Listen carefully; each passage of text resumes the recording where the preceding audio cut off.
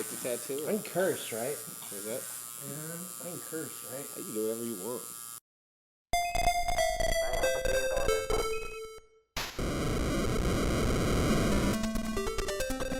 Permanent Comedy with Todd Armstrong in collaboration with Wolfwise Media.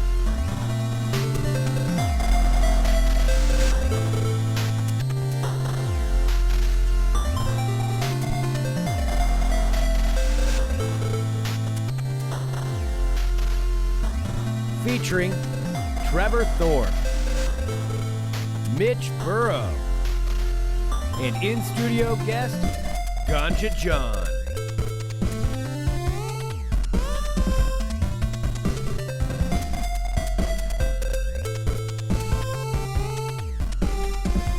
He's as honest as shit, and I love him as a person. Please welcome stage right now, Mr. Trevor Thorpe. Here he is.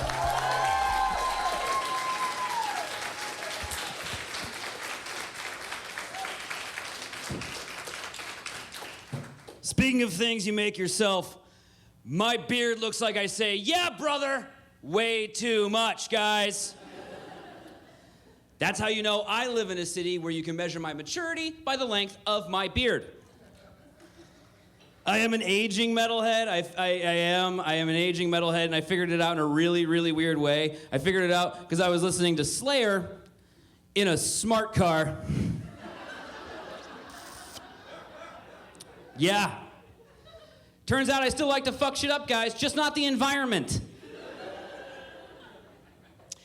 So I would be remiss if I didn't talk about being tattooed on a tattoo show.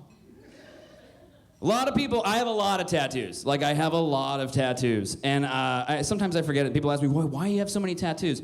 And I really had to think about this before the show, and I think I attribute it mostly to going to a Mormon high school. Yeah. Yeah, that'll make you want to look different really fucking fast. If you don't know much about Mormonism, I can sum it up really fast for you. It is the longest, most popular Jesus Christ fan fiction you've ever seen.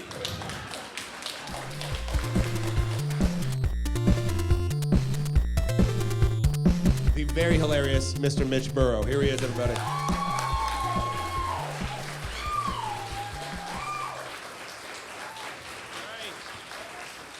Thank you.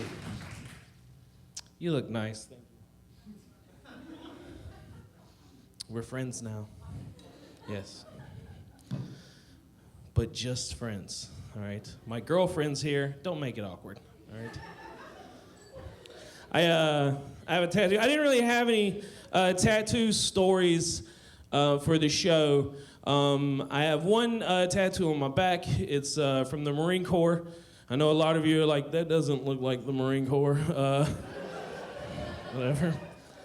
I served in Iraq, and then the other tattoo that I have,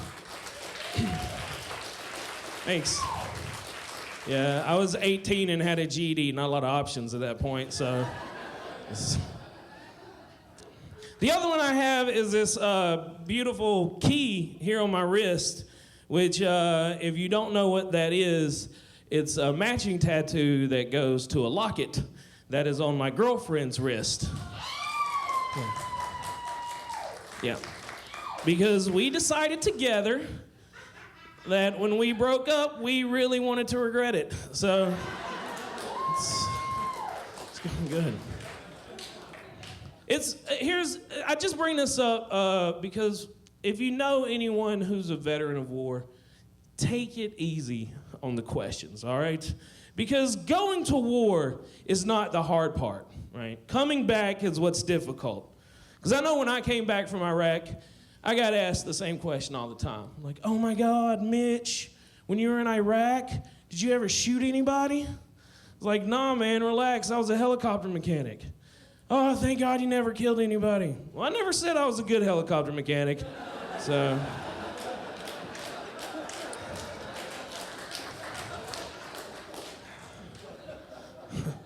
I got some demons.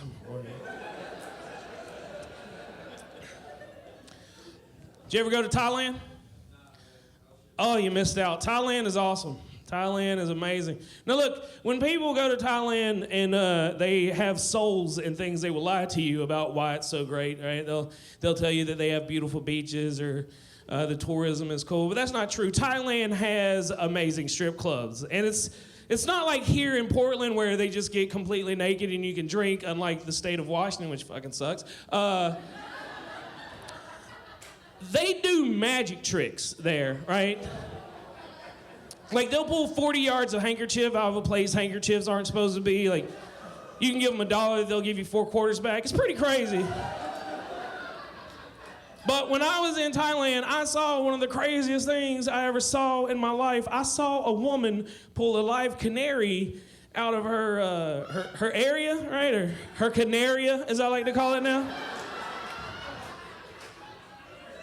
Now look, when I say this, you need to understand, right? It's not like she just pulled it out, set it on the table, and walked away. It flew around the room, all right? It was the most beautiful thing. It was like a Disney movie came out of her vagina. It was amazing. So when I saw that, I did the only thing that made sense to me. I went home with her. Now look, I know a lot of you are judging me right now, all right? But you need to understand where I was at this point in my life. I was 19 years old. It's 1999. All I do in my free time is watch the History Channel. And it's not like now with bullshit shows like American Pickers and Pawn Stars. They had real documentaries. And my favorite was about these coal miners in the 1930s. And what they would do, whenever they would go down into the cave, they would take a live canary with them. And as long as that bird didn't die, they knew that cave was safe. So I knew that cave was safe.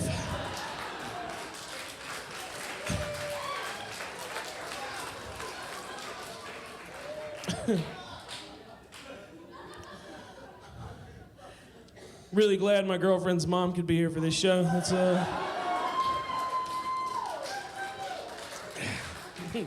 it's all jokes, right? Completely made up.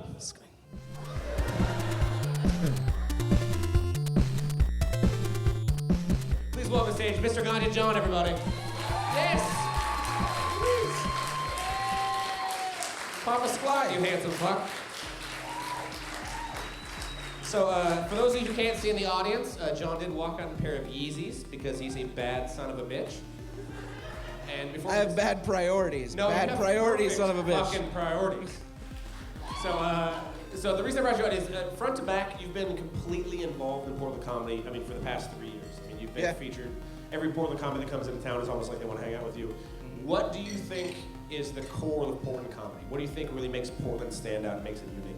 I don't know, man. A lot of unique people. I mean, like we were talking, like you were talking about earlier. People from New York and LA coming here to do comedy. It's just Portland's a bubble of awesome people, of a lot of different ideas from around the nation. But generally, they're all pretty liberal and laid back and don't give a shit about people. And I mean, when I get up and start screaming, when I give a shit about something, I start screaming at somebody on Hawthorne. I'll bring this up. We were hanging out with some fabulous Chinese food. These two dipshits were in front of the car, just sitting there just waving around, and they finally looked over, like, oh wait, there's a fucking car behind us. And John goes, get the fuck out of the street. Like a basic human being would. Yeah. And then 2 blocks ahead, we hear behind us, hey. I don't know how, okay. I don't know if anybody here actually rides a bicycle, but I don't know. I have one in my fucking car, so I can I don't understand how you can be completely oblivious when you're sharing to the road with 3,000-pound vehicles. And also, I don't understand how I can call someone a fucking dipshit and their boyfriend waits 2 blocks till they go, hey.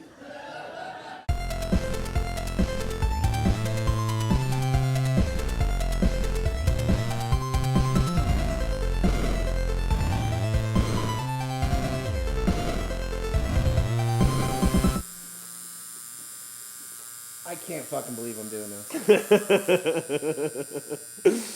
Well, I think that's been a theme of our friendship. I can't believe we're fucking doing We this. say that about once a week, probably. More or less. It's awesome. It's fun. We've It's crazy we're getting tattooed together in front of cameras. That's what's so surreal for me as well, is that when we're always hanging out, people are always telling us we should have a podcast, because we're always getting in more fun than we ever. Gabbing like gals. Do you think Portland is in a bubble?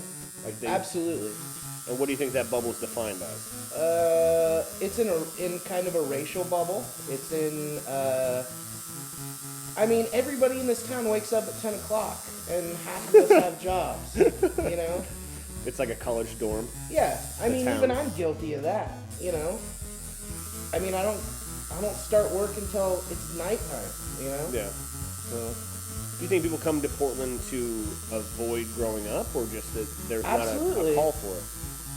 I don't think that they do it on purpose, but yeah, I think it's a good place to not grow up. Definitely. I mean, I don't think twice when I see a 40-year-old on a scooter. You know what I mean? Yeah, I'll be scooter shopping this summer. Yeah, I don't think like, oh, that guy doesn't have his life together. I think, oh, sweet scooter. Yeah.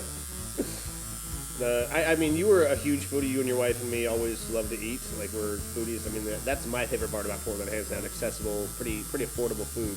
Mm-hmm. Would you agree? And do you have a favorite? Yeah, absolutely. I mean, I hit up Laurelhurst Market and grab a $40 steak as often as I can, and that's, you know, as expensive as it gets. Like, my wife and I went to an absolute dive in Washington yesterday with my mom and spent $100 on 3 meals. And it was just a crappy bar, and that's something I love about Portland is we can go to a Vietnamese restaurant and spend $6, Yeah. and you know, get fed.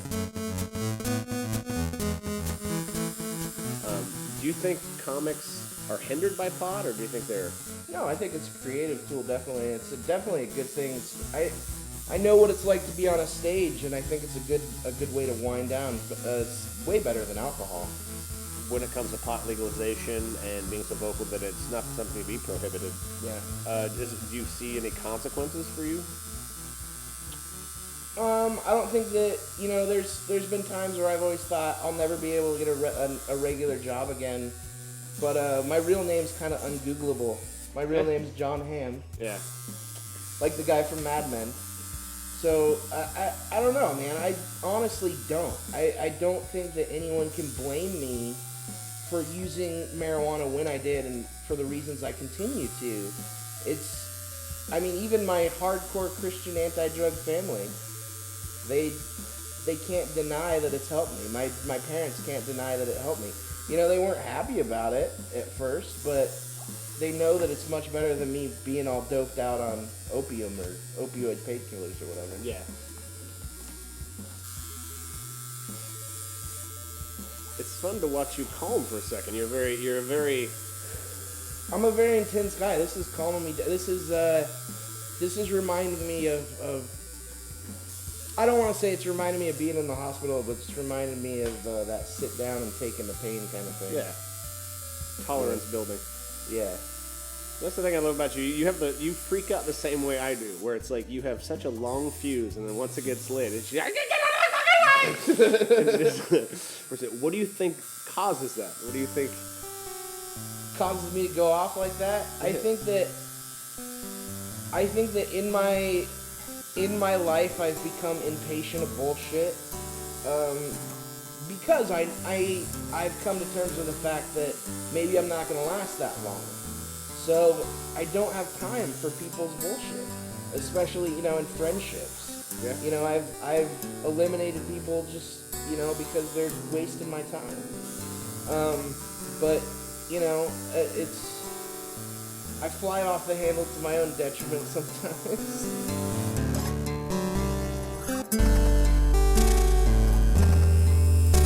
I'm gonna take a second while he tattoos me. you should? So people often forget that the shit they type on Facebook is forever. And it's real. It's real.